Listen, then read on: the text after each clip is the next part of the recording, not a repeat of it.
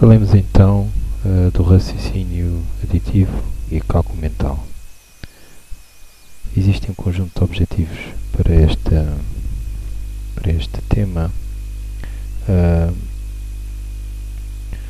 Há um primeiro objetivo que é trabalhado apenas no último slide, que é conhecer a diferença entre o raciocínio aditivo e multiplicativo. Depois, pegando em alguns aspectos que estão referidos no vosso programa, no programa de 2007 de matemática, é preciso que vocês percebam os diferentes significados da adição e subtração para os poderem utilizar na sala de aula. Ainda nos objetivos, é importante que tenham a noção quais são os factos básicos mais importantes que os alunos devem memorizar à medida que vão aprendendo a somar e a subtrair.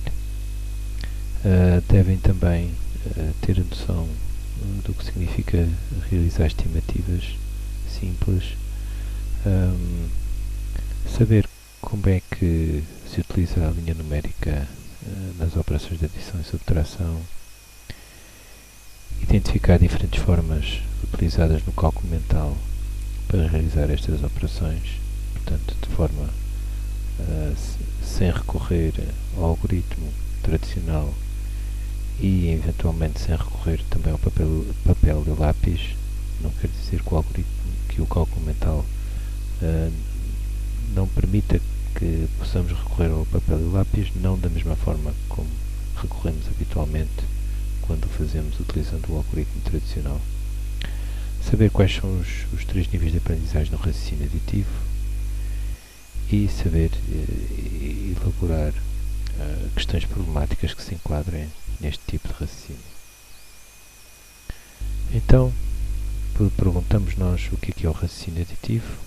Bom, ele na maior parte das vezes está relacionado com a adição e subtração. Se pensarmos e se recuarmos na idade das crianças, esta ideia de adicionar e subtrair está relacionada com duas ações que as crianças fazem desde muito cedo, que é juntar e separar. A pergunta é: o que há de particular nessas ações? Bom, ao juntar e separar estamos a criar conjuntos e a associar uma cardinalidade a esses conjuntos.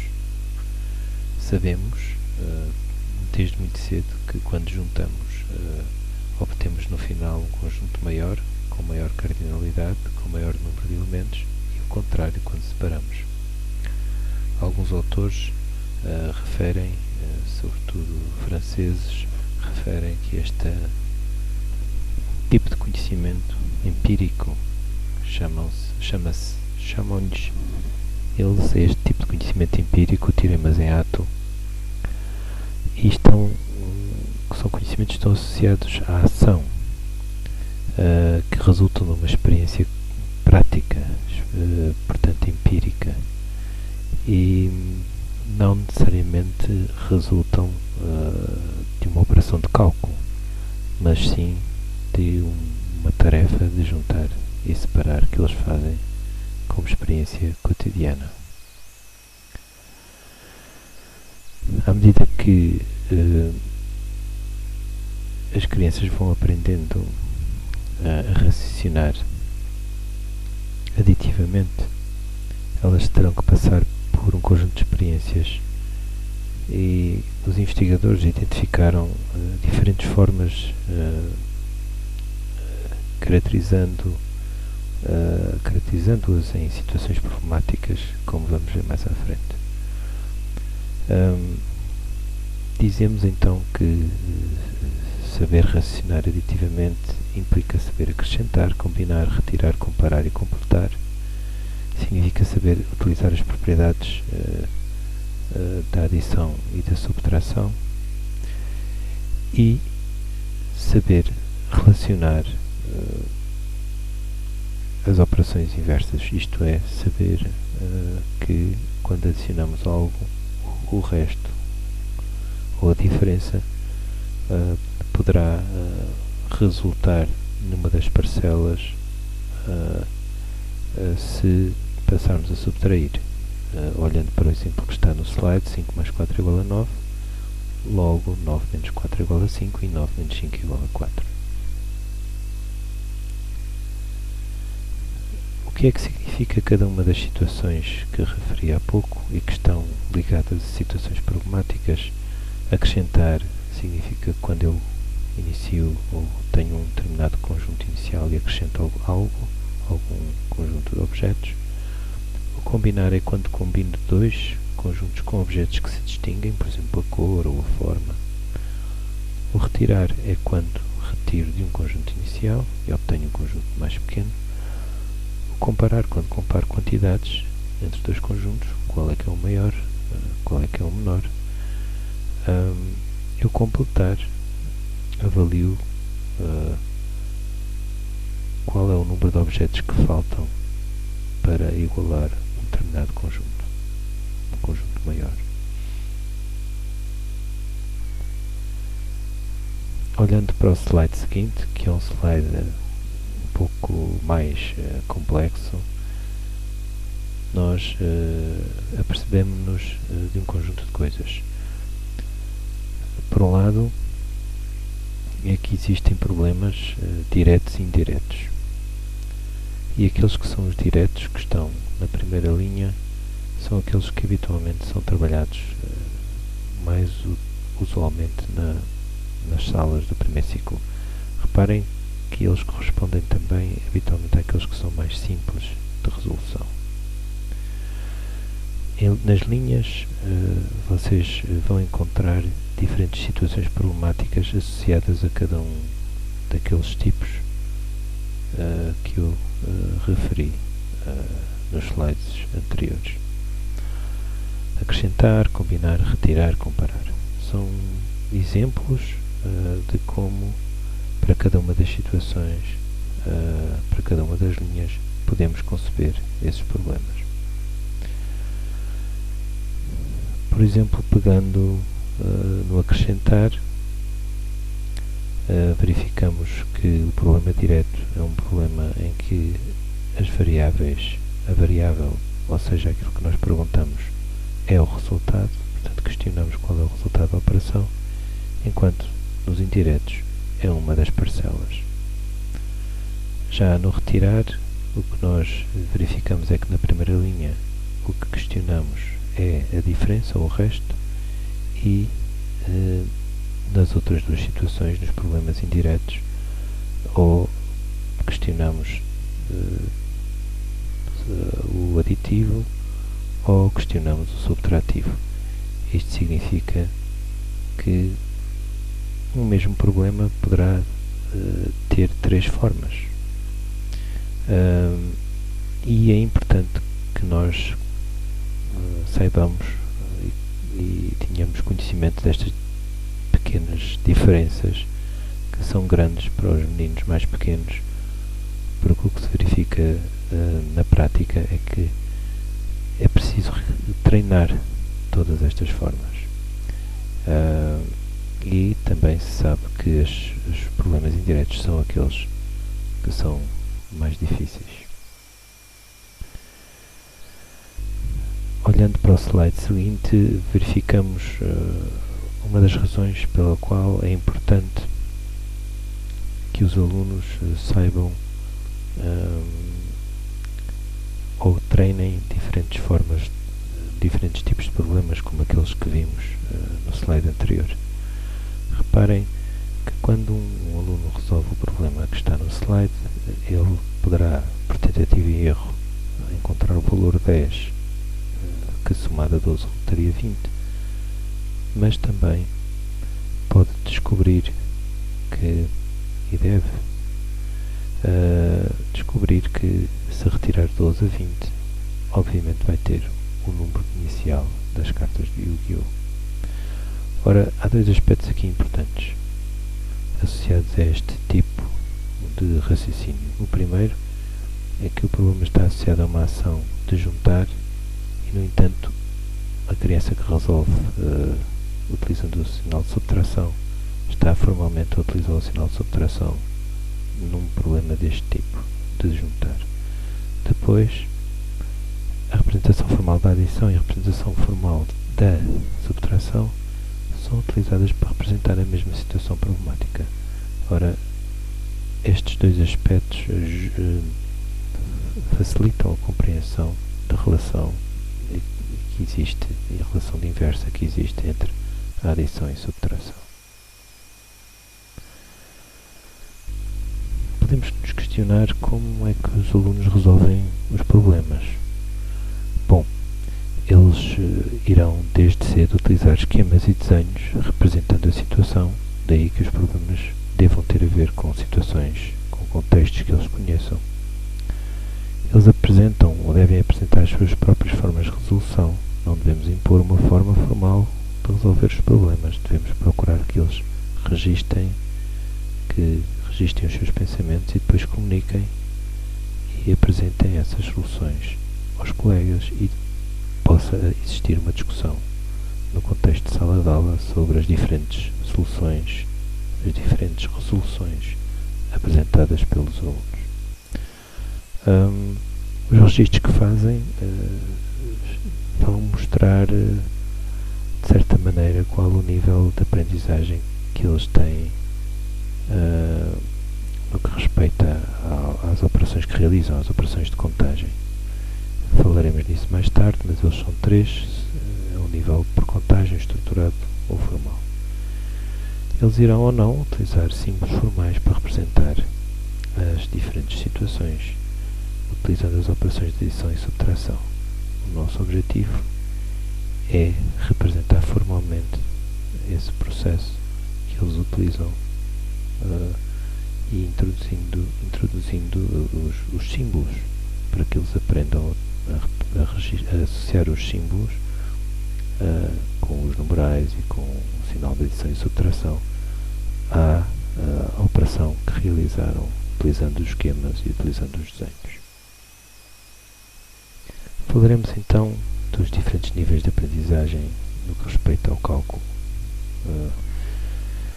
Existem três: o cálculo por contagem, o estruturado e o formal, e é importante perceber um pouco o que é isto destes diferentes níveis de cálculo. No caso do raciocínio aditivo, o que acontece é que o primeiro nível é a contagem de 1 em 1. Imaginem uma criança que quer somar 2 mais 3, ela começa por somar, levantar os dedos, 1, 2, e depois 3, 4, 5, mais 3 dedos. Portanto, soma de 1 em 1. Ao passar do nível por contagem para o nível estruturado, o que acontece é que a criança consegue somar 2 em 2, 5 em 5, 10 em 10. Ou seja, vai agrupando os objetos que vai somando de forma a tornar mais eficiente a contagem. Já no cálculo formal, ele utiliza as operações de adição e subtração e utilizam o registro formal.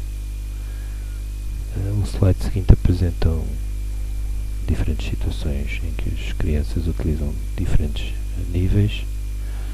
O primeiro é o nível por contagem.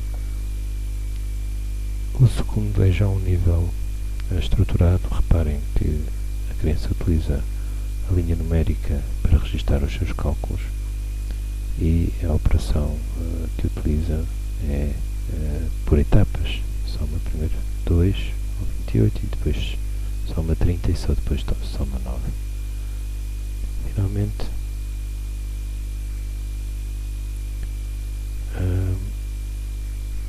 existe ainda um outro slide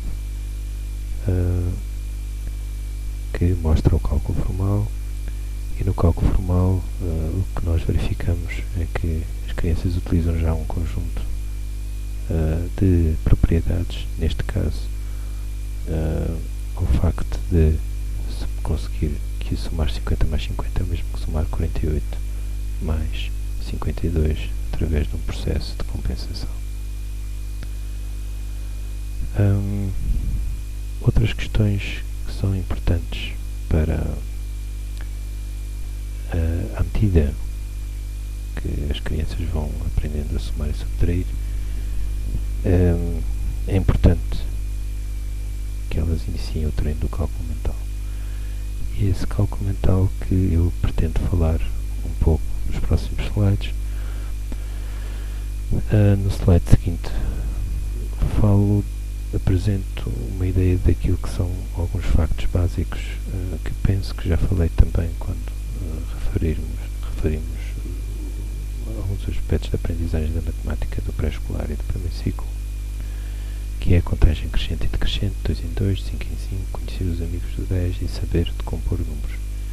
Todos estes factos básicos logo no primeiro ano podem ser treinados através de rotinas que vocês já ouviram falar, porque fizeram a maior parte do trabalho prático.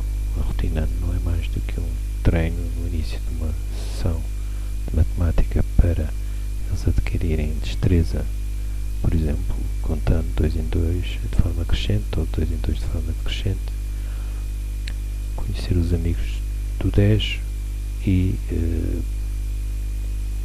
também saber os amigos próximos do 10, por exemplo, 7 mais 4 igual a 7 mais 3 mais 1, ou seja, é 10 mais 1. Saber decompor os números, saber também os dobros, 2 mais 2 é 4, 3 mais 3 é 6, 4 mais 4 é 8, por aí fora. Portanto, são factos básicos que se devem trabalhar logo desde o primeiro ano. Como é que os meninos realizam as primeiras operações? Bom, utilizando materiais, objetos e depois objetos, tampas com mesmas cores ou cores diferentes, consoante queremos acrescentar, adicionar, acrescentando ou juntando conjuntos com características diferentes. E depois podemos passar para o claro de contas, usar o ábaco horizontal, permitir que os meninos usem os dedos e usar molduras de 5, 6 e 10. Vocês têm muita documentação na Dropbox sobre estas diferentes formas de trabalhar. Portanto, este treino que fazem ao redor destes objetos vai permitir aos meninos saber contar objetos e o que é importante neste processo de aprendizagem é que as situações problemáticas que surjam sejam diversificadas, em que as crianças acrescentam, comparam, completam, etc, etc. O slide seguinte tem um conjunto de imagens. Uma delas tem uma representação do quadro de contas, e esta imagem pretende mostrar um pouco as etapas por onde passam os meninos. Primeiro tem um quadro de contas, depois tem uma representação de uma linha numérica em que os números estão dentro de quadrados. Depois esses números passam a estar representados sobre uma linha e marcados numa determinada posição. Portanto, o número já não ocupa o espaço do quadrado, mas ocupa uma linha, um ponto numa linha numérica. Esta transição é importante, atenção. E finalmente vemos uma representação num quadro de um trabalho, de uma operação realizada por uns meninos utilizando a linha numérica.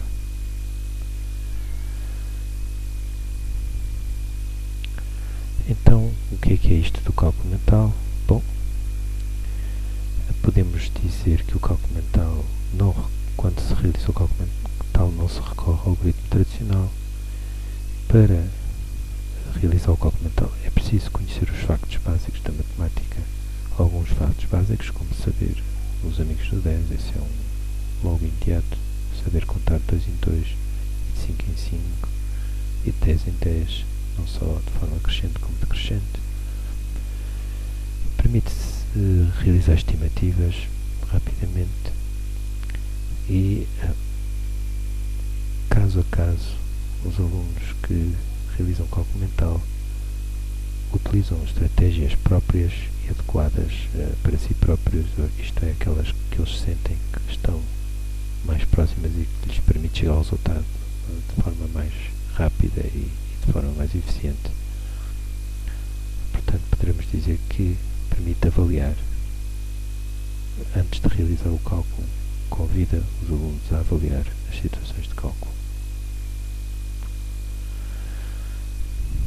Vocês têm uma brochura que fala do cálculo mental na Dropbox, e nela apresentam-se um conjunto de estratégias que me parece que devem olhar para elas e conhecer o seu nome e perceber como é que elas funcionam. Não é difícil perceber como é que foi ensinado cada uma destas estratégias.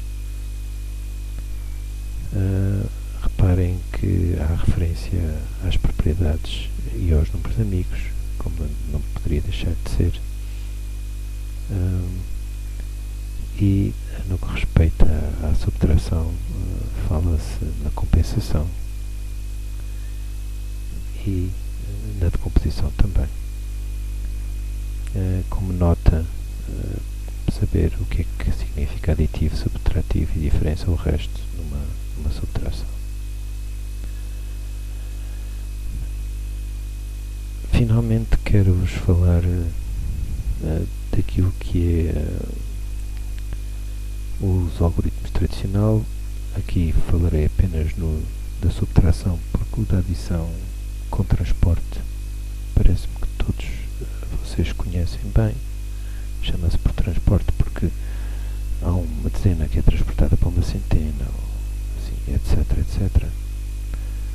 Mas olhemos para a subtração, que é aquilo que geralmente se torna mais complicado para as crianças, e comecemos olhando para o algoritmo tradicional. O que vemos no slide é duas formas de realizar esse algoritmo tradicional, um por empréstimo e outro por compensação. O que é que dizem os investigadores acerca deste processo de cálculo formal e tradicional? Bom, se os alunos começam por realizar estes algoritmos tradicionais, o que os investigadores dizem é que será muito difícil eles encontrarem estratégias suas próprias diferentes para realizar estas mesmas operações. Portanto, deve-se retardar a apresentação destes algoritmos. Sabemos que atualmente o Governo da República impôs um novo programa em que estes algoritmos, em que há uma exigência que estes algoritmos sejam trabalhados. No entanto, nós devemos sempre apostar no cálculo mental primeiro e procurar que eles adquiram estas técnicas após terem experimentado outras que são para eles têm mais significado. O que é que aconteceria, ou o que é que poderá acontecer a alunos que treinam o cálculo realizado sob a linha numérica, que é uma forma de promover o cálculo mental? Olhando para o exemplo que verificamos, é que uma das estratégias que os alunos poderiam utilizar era a da compensação, adicionando 4 primeiro ao 3.996, subtraindo 100, depois retirando 7 e depois compensando aquele 4 que tinham adicionado inicialmente ao aditivo. O que é que dizem os investigadores? Bom, utilizando estratégias deste tipo, em que os alunos escolhem uma que mais se adequa e que eles sentem que está mais próxima da forma mais de eles pensar, da forma como eles pensam, permite que eles obtenham resultados corretos com mais frequência, portanto errem menos. Olhemos finalmente para outras estratégias de adição e subtração sem recorrer ao algoritmo tradicional, operando quer na horizontal quer na vertical. Temos aqui 3 casos de uma adição. Talvez a que vos possa confundir mais é aquela que está na vertical. mas o que eu faço não é mais do que somar primeiras dezenas e depois, a pouco e pouco, as unidades para garantir que o cálculo é feito sem haver erros. Portanto, primeiro, depois de ter somado 50, somo 2 e depois somo mais 5 e depois somo mais 2. Já as outras duas operações na vertical, na horizontal, perdão, parecem mais simples. A última recorre também à compensação, portanto, permitindo que somar primeiro 60 e depois subtraindo 1. O mesmo se verifica para o caso em que subtraímos. Reparem o segundo exemplo, a contar, portanto, partindo da esquerda para a direita.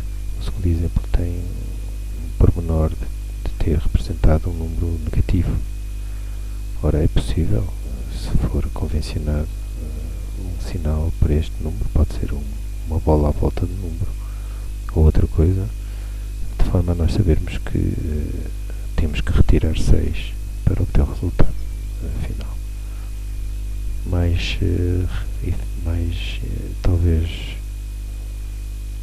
mais fácil de perceber é o último, em que também se trabalha a compensação e se associa o facto de os meninos deverem saber quanto é que é 6 mais 6, que é 12, aos dobros. Logo 60 mais 60 é igual a 120. Finalmente, o último slide fala desta importante diferença entre o que é racionar additivamente e multiplicativamente, ou de forma multiplicativa. E falo através de um exemplo que me parece simples, dois problemas, um em que se falam em que o João tem 4 caixas e noutro em que o João também tem 4 caixas, mas a diferença é o número de objetos que existem em cada caixa, e há uma variação, há uma diferença entre estes dois problemas. No primeiro, existe sempre o mesmo número de objetos. Ora, o facto de existir o mesmo número de objetos permite que se realize uma adição designada habitualmente por adição sucessiva, a 3 mais 3 mais 3 mais 3, que depois pode ser convertida numa multiplicação. Portanto, quando isto acontece, nós dizemos que existe um invariante, neste caso é o número de bonecos por caixa, e estamos perante um raciocínio multiplicativo. Reparem como no segundo exemplo, o segundo problema, o problema mais abaixo, esta situação já não acontece e estamos, portanto, perante uma situação de raciocínio aditivo.